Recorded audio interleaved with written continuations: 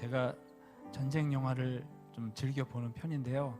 어느 전쟁 영화 장면에서 겨울에 병사들이 힘들게 하루 종일 전투를 하고 지친 몸을 이끌고 낡은 예배당 안에서 쉬는데, 그 병사들을 위로하기 위해서 그 교회 성가대가 조용히 찬양을 불러주는 장면이 나오는데, 그 병사들이 성가대를 바라보는 표정이 마치 웬 천사들이 이렇게 내려왔나 하는 표정으로 이렇게 보는 장면이 있습니다. 우리 찬양대 찬양하는 모습이 꼭 천사와 같지 않습니까? 그러시죠? 예. 우리 에베네셀만 천사 같다고 하면 또 우리 포엠의 찬양단, 그럼 우리는 뭐냐 할 수 있으니까, 우리 포엠에도 천사예요. 그러니까 우리 두 찬양단 찬양팀 너무너무 감사하다고, 은혜 끼쳐줘서 고맙다고 우리 박수로 다시 한번 격려하도록 하겠습니다. 감사합니다.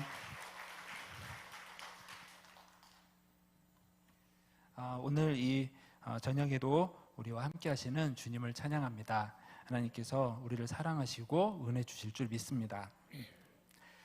오늘 읽은 에베소서 말씀에서 부모에게 순종해라, 공경해라 합니다.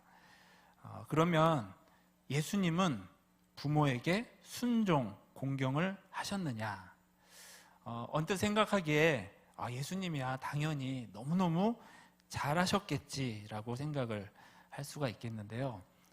그러나 꼭 그렇지만도 않습니다. 예수님이 30살이 돼서 사명을 감당하시려고 집을 떠나셨죠.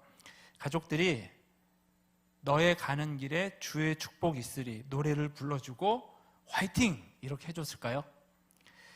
아마 아니었을 것입니다. 왜냐하면요, 맏형 장남으로서 가족을 부양하며 열심히 일을 해야 할 때에 무책임하게 다 손 놔버리고 떠난 것이나 다름없기 때문입니다. 가족 입장에서 봤을 때요. 게다가 예수님은 하나님의 일을 한다고 집을 나서서 돌아다니다가 젊은 나이에 결혼도 못하고 요절을 하신 거잖아요. 이것은 유교 문화권에 사는 우리 시각에서 봤을 때 예수님은 죄송합니다, 불효자신 겁니다. 그런데 오늘 읽은 에베소서 본문에서는 자녀들아 너희 부모에게 순종하고 공경해라, 즉 효도해라 라고 말씀을 하고 있잖아요.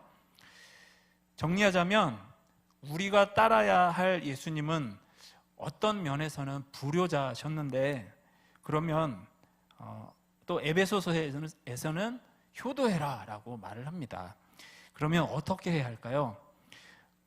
어느 장단에 춤을 춰야 될까요? 그런데 해결 방법이 있습니다.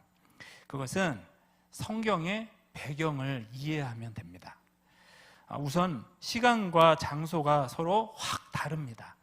예수님은 AD 30년 초에 죽으시고 부활하시고 승천하셨죠. 이스라엘 땅에서요. 그리고 오늘 읽은 에베소서는 그로부터 최소 50년 이상이 지난 AD 80년에서 100년경 사이에 기록이 됐습니다. 그것도 유럽 땅에서요. 그리고 분위기도 확연히 다릅니다. 예수님은 회개해라, 하나님 나라가 가까이 왔다 외치셨죠. 다급합니다. 빨리 복음을 전해야 합니다. 한가하게 소사고 밭사고 시집 장가 갈 때가 아닙니다. 그렇게 예수님이 여기저기를 다니시면서 기존의 질서와 관념을 뛰어넘는 하나님 나라의 복음을 전하시니까 온 이스라엘 땅이 시끌벅적해지게 되고요, 질서와 안정적인 체제를 중시하는 당시의 지도자들이 예수님을 굉장히 싫어했습니다. 그 후에 예수님이 승천을 하셨고요, 제자들, 성도들은 우리 예수님 내일이면 오시겠지, 모레는 꼭 오실 거야 하면서 일손도 다 내려놓고 하늘만 쳐다보면서 예수님의 재림을 기다렸습니다. 그러나 10년, 20년, 50년 아무리 기다려도 예수님이 오시지 않자 변화가 나타나는데요. 하염없이 하늘만 쳐다보고 있지 말고 일단은 현실에, 일상에 충실하자로 바뀝니다. 교회 안에서 질서와 안정이 중요해지게 되고 사회 속에서 모범적인 신앙인의 모습을 갖는 것을 강조하게 됩니다. 정리를 하자면요, 예수님이 질서를 뛰어넘으셨다면 나중에 생긴 교회들은 질서를 중요시했습니다. 그렇다면 신앙이 변질된 것일까요? 아닙니다. 시대의 흐름과 상황의 변화에 맞춘 것뿐입니다. 물론 복음은 그대로입니다. 진리는 변하지 않습니다. 다만 복음의 진리가 그때 다른 옷을 입은 것입니다. 마치 목회자가 설교를 하러 가더라도 장례식장에서 입는 옷 따로, 결혼식장에서 입는 옷 따로, 주일 예배 때 입는 옷 따로인 것과 같은 것입니다. 이런 점을 생각했을 때요, 예수님과 에베소서 중에서 어느 장단에 춤을 춰야 하느냐의 문제는 웬만큼 해결이 됩니다. 뭐가 맞고 뭐가 틀리고의 문제가 아닌 것이죠. 변하지 않는 복음의 진리가 각 시대와 상황에 맞는 옷을 입는 것뿐입니다. 부모와 가족을 떠난 예수님, 그리고 부모를 공경하고 자녀를 잘 양육하라는 에베소서, 이 둘 중에 어느 걸 따라야 하느냐, 어느 게 맞냐, 이런 고민, 갈등 자체가 불필요한 것입니다. 복음의 핵심은 지키되 그것을 삶에 적용하는 방식은 시간, 장소, 대상에 맞게 탄력적으로 적용하고 실천하면 되는 것입니다. 이것을 굉장히 잘한 분이 사도 바울이었습니다. 신약 성경에 바울이 쓴 편지가 많죠. 복음의 진리는 예수님 한 분뿐인데 왜 그렇게 편지가 다양한 것일까요? 왜 여기서는 복음이 좋다라고 말하고 또 딴 데서는 율법이 좋다 말하고 또 딴 데서는 율법이 나쁘다 이렇게 말을 했을까요? 그것은 고린도 교회는 고린도 교회대로, 빌립보 교회는 빌립보 교회대로, 로마 교회는 로마 교회대로 문제와 사정들이 각기 다 달랐기 때문입니다. 그래서 우리가 성경을 볼 때요, 서로 상충되는 구절들이 나와도 당황할 필요가 전혀 없습니다. 어느 게 맞고 어느 게 틀린 것이 아니기 때문입니다. 이 교회에서는 이런 말씀이 필요했던 것이고 저 교회에서는 저런 말씀이 필요했던 것입니다. 이것을 바꾸어 생각을 해보면 이 교회에서는 맞는 방법이 저 교회에서는 또 맞지 않을 수도 있는 것입니다. 그런데 그 방법이 틀린 것이 아니라 각기 교회의 사정과 형편에 맞게 그렇게 복음이 적용이 되는 것이죠. 이것을 모르면 어떤 일이 벌어지냐면요, 오늘날 우리의 교회 생활, 신앙생활의 상황에서 보면 이 교회를 다니다가 어떤 이유나 사정에 의해서 또 저 교회로 성도님이 옮겨가실 수가 있잖아요. 그런데 그 교회에서는 이런 거 했는데 왜 여기서는 이거 안 하나요? 이런 얘기를 합니다. 그러면 어떻게 되나요? 평온했던 교회가 풍파가 일어나죠. 복음의 핵심은 하나지만 그 적용은 대상과 시간과 장소에 따라 다른 옷을 입을 수 있다는 단순한 원칙을 잘 이해하지 못하기 때문에 이런 일이 생기는 것입니다. 변질은 복음의 핵심이 변하는 것이 변질이지, 복음의 옷은 상황에 맞게 얼마든지 갈아입을 수가 있습니다. 오늘 우리가 읽은 에베소서가 바로 그런 예입니다. AD 30년대에 이스라엘 땅에서 예수님이 전하셨던 하나님 나라의 복음도 AD 100년경에 유럽 땅에서는 다시 옷을 갈아입어서 에베소서로 기록이 된 것입니다. 핵심은 지키되 옷은 상황에 맞게 갈아입는다가 중요한 원칙입니다. 마찬가지로 이 원칙에 맞게 2023년 아시아 대한민국에서 살아가는 우리에게는 복음의 핵심에다가 우리에게 맞는 새로운 옷을 입혀서 적용하는 것도 필요합니다. 그러면 새 옷을 입히려면 먼저 복음의 핵심을 알아야겠죠. 오늘 본문에서 자녀는 부모에게 순종하고 공경하고 부모는 자녀를 노엽게 하지 말고 주의 말씀으로 양육해라. 이 구절에 나온 복음의 핵심이 뭘까요? 일단 그냥 언뜻 보기에는 단순하게 효도해라, 가정이 화목해야 한다, 이런 것처럼 느껴집니다. 근데 이것은 겉으로 그냥 드러난 모습이고요. 그 속에 담긴 핵심은 하나됨이라고 할 수가 있습니다. 부모와 자녀가 서로에게 책임을 다함으로써 하나됨을 굳게 지키라는 것입니다. 이 하나됨은 예수님이 전하신 하나님 나라 복음의 핵심이라고 할 수가 있습니다. 오직 하나님 한 분만 왕이시고 우리 모두는 서로 사랑으로 섬기며 하나 되기를 바라는 것이 예수님의 꿈이자 비전이었습니다. 그 핵심을 이루기 위해서 에베소서 저자는 부모 공경과 자녀 사랑이라는 옷을 입혀서 실천하라고 말한 것이라고 볼 수 있습니다. 그러면 2023년 대한민국에서 살아가는 우리들의 가정 안에서는 이 하나됨의 핵심에 어떤 옷을 입혀서 실천하는 게 필요할까요? 오늘 세 가지를 성도님들께 제안 드리고자 합니다. 말씀드리려는 제안들은 말 그대로 제안입니다. 하나됨이라는 핵심이 아니라 그 핵심에 입힐 옷에 대해서 말씀드리려고 하는 것입니다.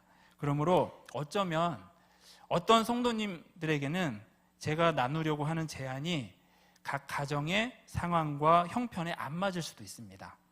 그러면 그것은 각자가 또 기도하면서 주님께 지혜를 얻어 적용하시면 되는 것이고요. 이 자리에서 성도님들과 나누려고 하는 것은 제가 생각할 때 그나마 모두에게 보편적으로 적용할 수 있는 방법이 되지 않을까라는 것입니다. 들어보시고 괜찮다 싶으시면 집에 가서 적용을 해보시면 되는 거고요. 우리 가정의 상황에서는 잘 안 맞는 것 같다라고 하시면 또 스스로 기도하면서 나름대로의 방법을 생각해 보시면 되는 것입니다. 중요한 것은 하나됨이라는 복음의 핵심 가치를 이루기 위해서 다양한 시도와 노력이 필요하다는 것입니다. 그러면 우리들의 가정 안에 하나됨을 이루기 위한 세 가지 제안을 말씀드려보면요, 성경책에는 안 나오는 겁니다. 첫째, 오늘 저녁 반찬 뭐야? 라고 묻지 마시기 바랍니다. 제가 전에 사역했던 어느 교회 집사님이 들려주신 얘기인데요, 아주 정성 들여서 저녁을 준비를 하셨대요. 그런데 그 남편이 아무 소리 안 하고 찬장에서 참치와 김자반을 꺼내와서 그걸로 밥을 먹더랍니다. 열심히 밥 준비하신 그 집사님 얼마나 열받으셨을까요? 그 얘기를 하시더라고요. 그래서 다시는 그렇게 안 하리라 말씀을 하셨던 기억이 나는데요. 성도님들, 누가 차리든 웬만하면 정말 못 먹을 게 아니면 그냥 차려주는 대로 드시기 바랍니다. 가정의 하나됨을 위해서요. 반찬 투정하지 마시기 바랍니다. 반찬 투정은 가정의 하나됨을 깨트리는 지름길입니다. 나는 가정의 분위기가 깨지더라도 나는 내가 꼭 먹고 싶은 반찬을 먹고 싶다. 이런 분들은 당신이 드시고 싶은 반찬을 해주는 식당에 온 가족을 데리고 가서 밥을 사시기를 바랍니다. 그렇게 가정이 하나됨을 이루시는 성도님들과 제가 되기를 소망합니다. 둘째로, 취업은 언제 되냐라고 묻지 마시기 바랍니다. 물론 모든 경우에 묻지 말라는 것은 아닙니다. 몸에 힘이 있고 하려면 할 수 있는데 노는 게 제일 좋아. 이 뽀로로처럼 노는 게 좋아서 집에만 있거나 들로 산으로 놀러만 다니는 분이 계시다면 취업 안 할 건 아니지? 라고 이렇게 종용을 해야겠죠. 그러나 취업에 대해서 이미 고민하고 있고 준비하고 있고 노력하고 있는 와중에 있는 가족에게는 정말 웬만하면 취업은 언제 되냐? 라고 묻지 않으셨으면 좋겠습니다. 어떤 시에 보니까 그런 표현이 나오더라고요. 더 빨리 흐르라고 강물의 등을 떠밀지 말아라. 강물은 나름대로 최선을 다하고 있는 것이다. 본인 속은 얼마나 타들어가겠습니까? 가장 힘든 사람은 당사자입니다. 그러니 언제 되냐라고 자꾸 묻지 말고 힘들지, 잘 될 거야, 뭐 필요한 거 없어? 내가 기도해 줄게. 이렇게 응원과 격려만 해주시기를 바랍니다. 마지막 셋째로, 우리 집은 왜 이래? 라고 불평하지 마시기 바랍니다. 이건 특히 자녀들에게 하는 말인데요. 너 같은 자녀를 키우느라 부모님들이 힘들게 일하느라고 집을 돌볼 여유가 없다라는 것을 알아야 할 것입니다. 내 친구 집에 가니까 이런 거 있던데 왜 우리 집에는 없나요? 그러면 그냥 그 집 가서 살면 됩니다. 우리 회사 김 부장님 댁에 가니까 사모님이 집에서도 정장을 입고 반겨주더라. 내 아내가 혹은 내 남편이 나를 정장 입고 반겨주기를 원하시나요? 그러면 내가 부장이 되든가 아니면 아내에게 혹은 남편에게 정장을 살 돈을 주시기를 바랍니다. 그러면 가정의 하나됨을 지킬 수가 있습니다. 하나됨을 여기까지입니다. 하나됨을 이루기 위한 방법이라면 이 세 가지 뿐이겠습니까? 얼마든지 각 가정에 맞는 다양한 방법들을 생각해 낼 수가 있을 것입니다. 중요한 것은 하나됨은 결코 저절로 되지 않는다는 것입니다. 반드시 쌍방간의 노력과 헌신, 희생, 포기가 따릅니다. 이런 거 하나 없이 우리 가정이 늘 뽀얗고 뽀송뽀송하고 예쁘고 향기가 나고 하하호호 웃음소리가 가득하길 바란다는 것은 아직도 내가 뭘 모르고 있다는 증거라고 보시면 될 것 같습니다. 예수님은 말씀하셨죠. 내 제자가 되려면 좁은 문, 좁은 길로 갈 각오를 해라. 우리 집은 왜 이래? 라는 생각을 버리고 우리 집을 위해 내가 뭘 할까? 이런 생각을 하며 작은 것이라도 실천하려는 노력을 한다면 우리는 바로 예수님을 따르는 제자인 것입니다. 예쁘고 고운 연꽃이 진흙탕 위에서 피어나잖아요. 하나됨이라는 꽃을 피우기 위해서 진흙탕 같은 상황과 환경 속에서도 참으며 애쓰며 기도하는 우리 성도님들의 마음을 어느 누구보다 하나님이 가장 잘 아십니다. 그러기에 우리에게는 언제나 소망이 있습니다. 또 우리에게는 하나님이 사랑하시는 반월중앙교회가 또 있지 않습니까? 소망의 꽃을 피우기 위해 애쓰다가도 정 힘들 때는 언제든지 교회에 와서 기도함으로 새 힘을 얻고 다시 가정이라는 선교지를 향해 나아가실 수 있는 성도님들, 그리고 제가 되기를 소망합니다. 그렇게 다짐하는 성도님들에게 성령의 위로하심과 지혜가 충만하기를 간절히 기원드립니다. 기도하시겠습니다. 하나님 감사합니다. 언제나 하나님 아버지를 모시며 또 예수님만을 섬기며 우리 가정을 여기까지 할 수 있도록 인도해 주신 하나님 감사드립니다. 우리 가정이 하나님 나라가 되게 하여 주시옵소서. 낙원이 되게 하여 주옵소서. 그래서 복되고 즐거운 하루하루로 채워가는 우리 가정이 될 수 있도록 도와주시옵소서. 하나님, 어려운 점들도 있고 기도 제목들도 있습니다. 하나님, 그 모든 기도들 하나도 땅에 떨어지지 않고 지금도 다 듣고 계시고 알고 계신 줄 믿습니다. 그 하나님 바라보며 용기 잃지 않고 믿음 잃지 않고 그 하나됨을 이루기 위해서 힘있게 다시 한번 나아갈 수 있는 우리 모두가 될 수 있도록 도와주시옵소서. 그렇게 해주실 하나님 감사드리며 예수님의 이름으로 기도하였습니다. 아멘.